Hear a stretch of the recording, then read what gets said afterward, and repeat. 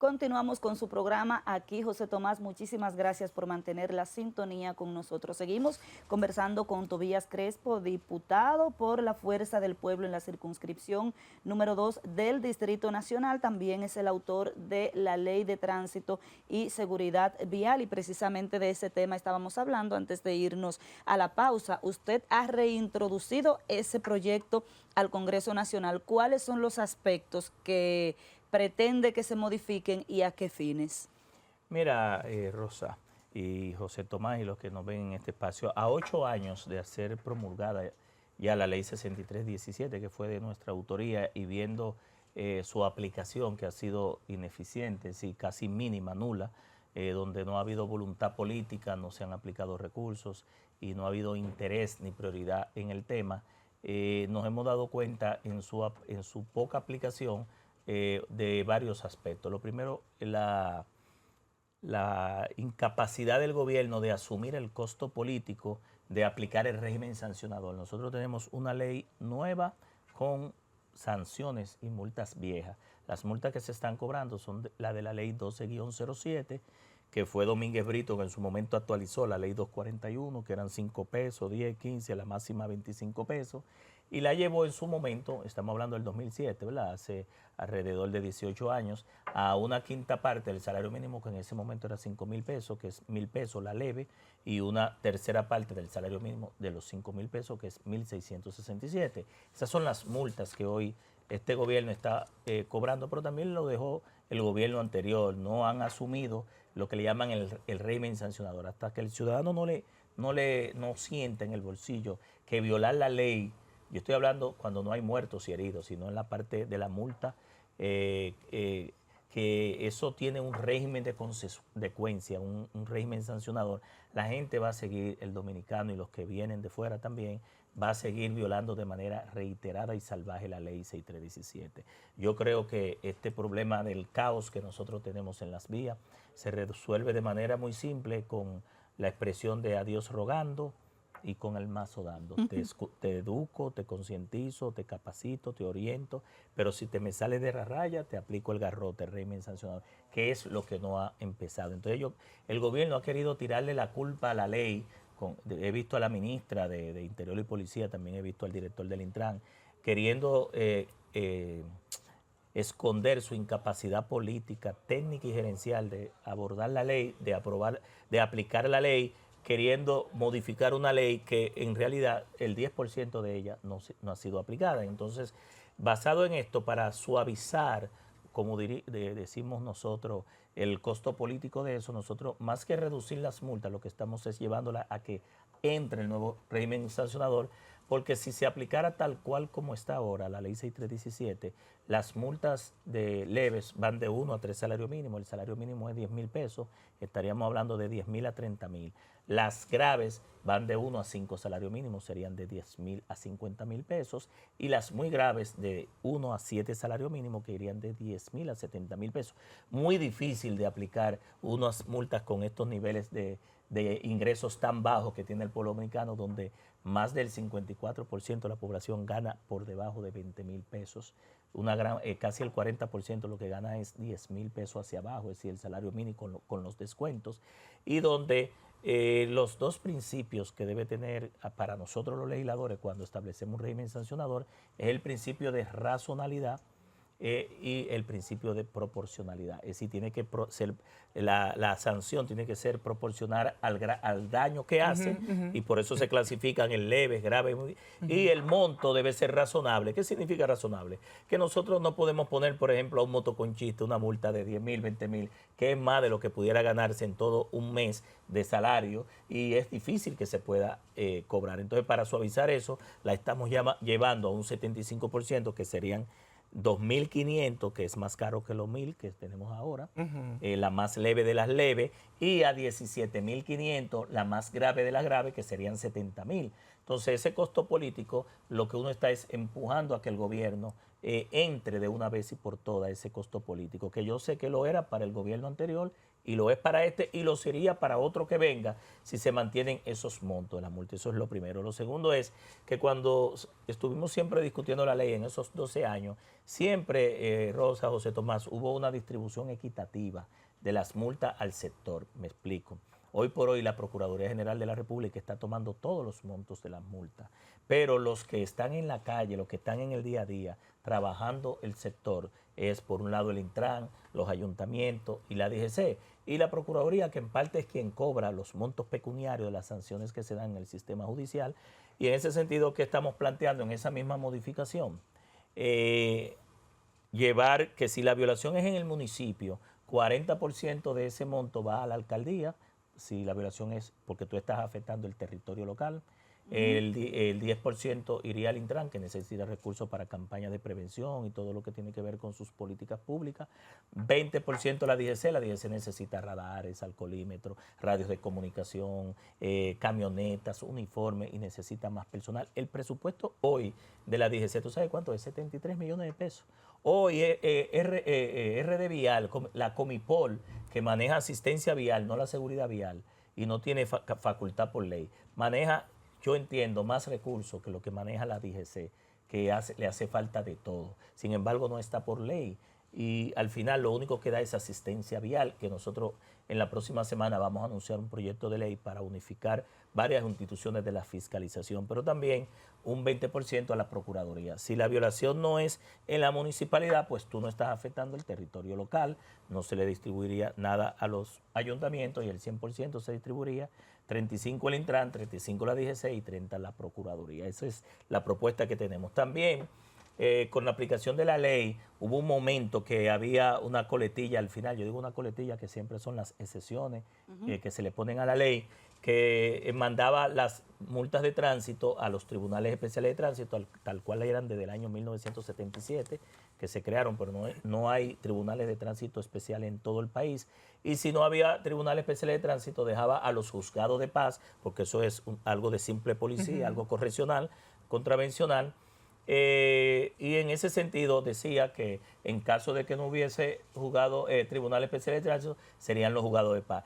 Al quitársele eso, que estaba en todo el trayecto de la ley, no recuerdo dónde fue que finalmente, porque fueron demasiadas las discusiones y los cambios y las modificaciones, pero hay un tirijala entre los juzgados de primera instancia o los tribunales de primera instancia y los juzgados de paz y los tribunales con los expedientes cuando pasan de 20,000 pesos o no pasan de 20,000 pesos, porque los juzgados de paz lo que manejan son montos pecuniarios hasta 20,000 pesos. Entonces, cuando le llega un expediente a un tribunal, a un juzgado de paz, que es más de 20,000 pesos, se lo manda al tribunal de primera instancia. Y cuando al tribunal de primera instancia le manda uno que sea menos de 20,000 pesos, se lo devuelve. Entonces hay que ya delimitar, aunque yo soy de los que creo que la Suprema Corte de Justicia, tal cual lo ha hecho en otras materias, porque lo hizo, por ejemplo, en la parte inmobiliaria, cuando no hay problemas con colindantes, que el proceso de deslinde puede irse a través de un agrimensor y no tiene que irse a una sentencia en los tribunales y se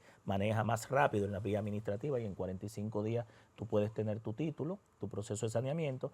También puede resolver ese conflicto que hay entre los mismos tribunales, ¿verdad? Porque son temas que si la ley no lo advirtió o se quitó o se eliminó, pues está creando cuellos de botella en el sistema judicial. Ok, pero hay un aspecto que quieren modificar y es, por ejemplo, que las multas, las infracciones a la ley de tránsito se le dé una tipificación penal y no civil como hasta ahora. Eso no agravaría el problema, por ejemplo, de cobrar la propia multa, el problema de, porque, por ejemplo, si tú tienes un accidente y no hay fallecidos involucrados, todo accidente de por sí es reputable como no intencional, como ¿verdad? Un homicidio culposo, un homicidio involuntario. Sí. Entonces, si le quieren llevar, según lo que he escuchado, a darle un carácter, una tipificación penal a las multas y elevar la cantidad de años para que perima. pero no es así. Las multas en realidad de tránsito son penal, por eso entran la prescripción en un año. El Código Procesal Penal y el penal que te dice que los crímenes prescriben a los 20 años, los delitos, dependiendo si es falsificación, adulteración, prescriben hasta 5 años y las contravenciones de simple policía al año. Eso no es la ley 6317. Pero las multas, cuando ya un tribunal te sanciona, porque no es la DGC que te sanciona, la DGC te llena el acta de infracción. Sí, el tribunal es el que decide el tribunal que tú tienes decide que pagar que o tú no. tienes que pagar o no en única instancia, porque ni siquiera se apela. Tú puedes impugnarla el día que te hacen la cita. La mayoría no vamos y nos condenan en defecto, como se llama. Yo fui. Usted fue a reclamar y te felicito. Fui y me eliminaron la multa porque ojalá era todos abusiva fueran, porque, e irresponsable. Porque todos pueden ir, y eso es respetando el debido proceso, la presunción de inocencia y lo que le llaman un juicio oral y contradictorio, ¿verdad? Y en ese sentido, eso es el artículo 69 de la Constitución que establece esos derechos. La mayoría no vamos, yo digo no vamos porque todo el mundo puede violar y lo condenan en defecto y se convierte ya en una sanción. Esa sanción prescribe al año. ¿Qué es lo que quiere la ministra y el Intran confundiendo a la población? Realmente son penales, lo que quieren es llevar la prescripción de 1 año a 5. Y al llevarlo de 1 año a 5, realmente lo que están aumentando es la incapacidad que tiene el Estado para cobrarlas. Porque ya la ley 637 te dice que si no pagas la multa no puedes sacar certificado no antecedentes penales, no puedes renovar la licencia de conducir, no puedes renovar la póliza del seguro, no puedes renovar la placa ni hacer la transferencia del traspaso de la propiedad de la matrícula cuando vengas. Ni comprar el marbete tampoco. Ni el marbete. Que es el derecho de circulación. El otro tema, que si tú le elevas a categoría de 1 a 5, le estás dando un rango de delito y entonces ya no se manejaría en los juzgados de paz ni los tribunales especiales de tránsito. Entonces, todo ese expediente iría de multa a los juzgados de primera instancia. Oye, el cambio que se haría, una locura, un absurdo. Claro. Y también lo que ellos quieren es, confundiendo a la población, de declarar en rebeldía el que no paga la multa. De hecho, la mayoría no vamos y no declaran en rebeldía, pero el pago lo que debe hacerse es el cobro eficiente. Entonces, si a ti te declaran en rebeldía, ellos están mandando a todos estos ciudadanos que son sancionados a obligarlo a ir al tribunal, pero no para que lo metan preso, es para que pague la multa.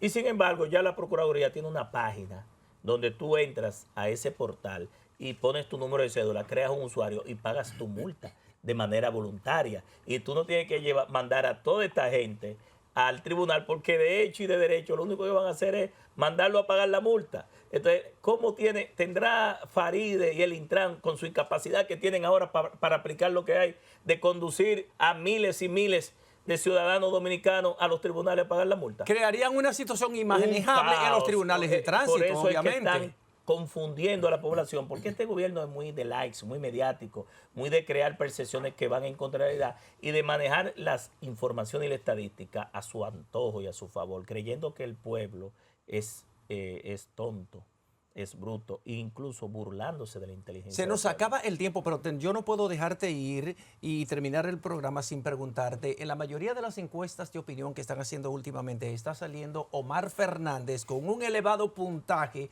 como posible candidato presidencial de la Fuerza del Pueblo, muy por encima de Leonel Fernández, con un 70 y pico, y Leonel Fernández sale con un 20 y pico, con un 18, hasta con un 19. ¿Qué piensas tú que va a pasar en la Fuerza del Pueblo? ¿Habría una competición interna entre Leonel Fernández y Leonel Fernández, o el candidato definitivo de la Fuerza del Pueblo para la presidencia es Leonel Fernández?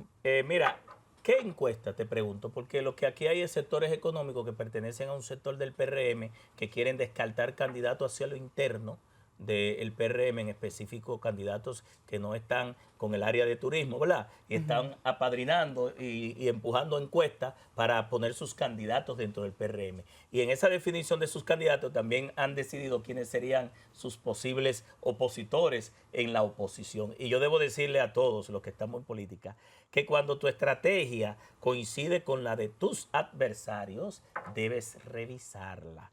Y en ese sentido, yo lo que digo es demasiado temprano para estar pensando en encuestas de candidaturas presidenciales, porque todavía aquí no se ha definido muchos temas que faltan por definir, y eso se definirá en el año 2027.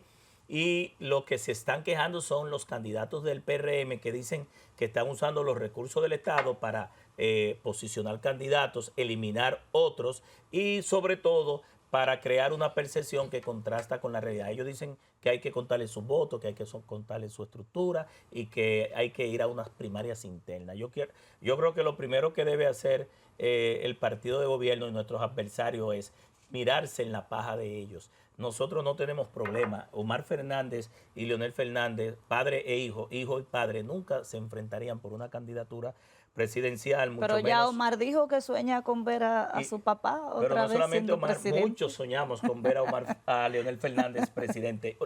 Leonel Fernández, es que son Fernández los dos, ¿verdad? Y Omar se llama Omar Leonel Fernández. Muchos soñamos con ver de nuevo por cuarta ocasión a Leonel Fernández. Leonel Fernández, el activo estratégico político electoral más importante, no solamente que tiene la fuerza del pueblo, es que tiene el país. El liderazgo de Leonel está por encima del PLD, de la Fuerza del Pueblo, del PRD, del Reformista, demostrado en 3 periodos de gobierno, demostrado con sus legados, demostrado con el conocimiento que tiene de los problemas nacionales e internacionales, con las relaciones que tiene, mesurado, equilibrado, un estadista respetuoso y sobre todo que todos sabemos que si Leonel Fernández llega de nuevo por cuarta ocasión a la presidencia de la República, al igual que lo hizo Balaguer, sus mandatos serán mejor que lo que hizo anteriormente. Gracias a Tobías Crespo, que ha estado con nosotros en este programa, en este sábado ya 29 de marzo del 2025. Rosalba, hemos llegado al final de esta entrega. Gracias a todos ustedes que nos han acompañado. El próximo sábado estaremos nueva vez en un encuentro similar. Pórtense bien.